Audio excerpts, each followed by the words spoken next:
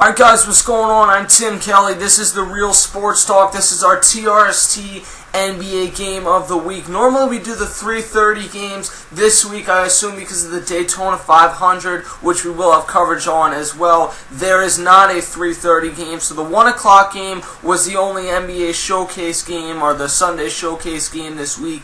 And that was two veteran teams struggling this season, trying to get themselves back in the playoff picture. And realistically, both of these teams look like playoff teams today. Unfortunately, the position they put themselves in is, at best, one of these teams can really legitimately make the playoffs, and they're going to need a lot of help from either the Utah Jazz or the Houston Rockets down the stretch to even get there. But the Lakers come away with the win, 103-99, behind a great performance from Kobe Bryant and Steve Nash. Kobe Bryant, 38 points today, 12 rebounds, 7 assists. He had a nice block. Defensively, was Kobe Bryant up to par today? No, he was not. Much like how he's been the entire season, he has not been a very good defender this season. And if you've really sat back and watched him on every possession in and out, he has not done a very good job on defense. And a lot of times, honestly, it does not look like he gives the best effort on defense. But offensively today,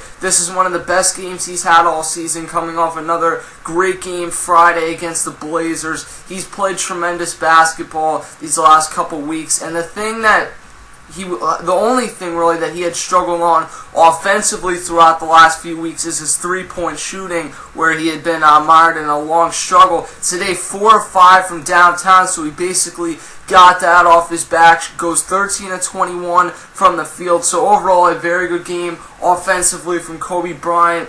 He got a lot of help from Steve Nash today. Steve Nash is finally starting to click with the Lakers. Steve Nash in today's game, 20 points, 2 rebounds, 4 assists, and he is 4 of 5 from downtown. That was big. He had some big threes late, and he's getting back to his ability to play make because he's bringing the ball up. He has the ball in his hand, and while Kobe Bryant is still getting his opportunities and he's picking and choosing when he decides to somewhat go off, Steve Nash is getting his opportunities to create, and that's when the Lakers team is going to be the most successful.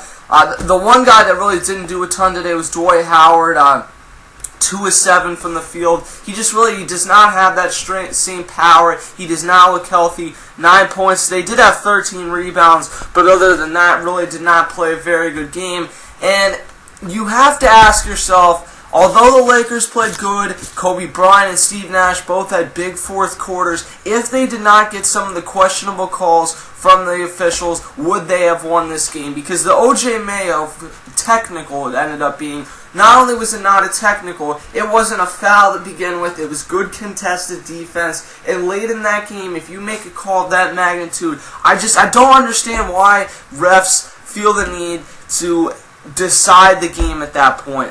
If you call it a foul, okay, when you speed it up and it's in full motion, I can see how you can maybe think that's a foul. But when you make a call like that that's going to be that controversial, then you're going to get a reaction out of the players. And if O.J. Mayo says one thing, I think that's a terrible way to decide the game. I've been in the position of having that called. It's the worst feeling that you can possibly have as a player. And ultimately, that certainly gave the Lakers some help today. Dirk Nowitzki for the Mavs had one of his best, if not best, performances, not only this season, but over the last couple years since they won the NBA Finals. 30 points, 13 rebounds, was 11 of 19 shooting, 4 of 4 from beyond the arc. So a tremendous game out of Dirk Nowitzki. And again, if he can get going, Elton Brand looked good today. O.J. Mayo had a respectable game.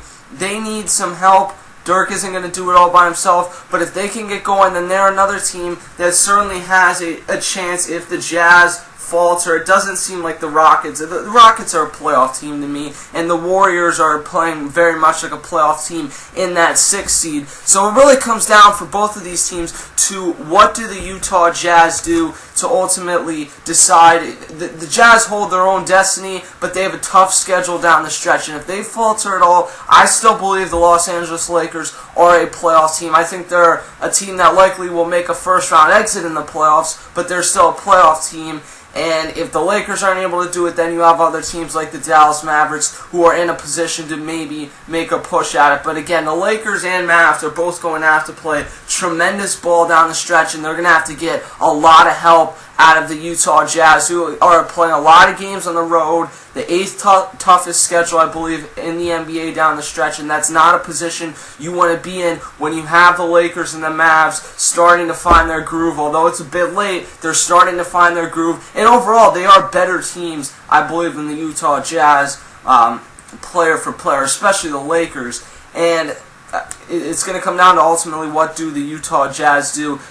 Mark Cuban this week had the big talk about the amnesty. Should the Lakers amnesty Kobe Bryant? Although it was hypothetical, if you actually listen to it, the comments were taken out of context. Kobe Bryant came in, responded today with one of his best games of the season. Again, 38 points. Lakers get a big win today, and they push themselves closer to being back in the playoff discussion. I'm Tim Kelly. This is the Real Sports Talk NBA Game of the Week, and I'll catch you guys next week.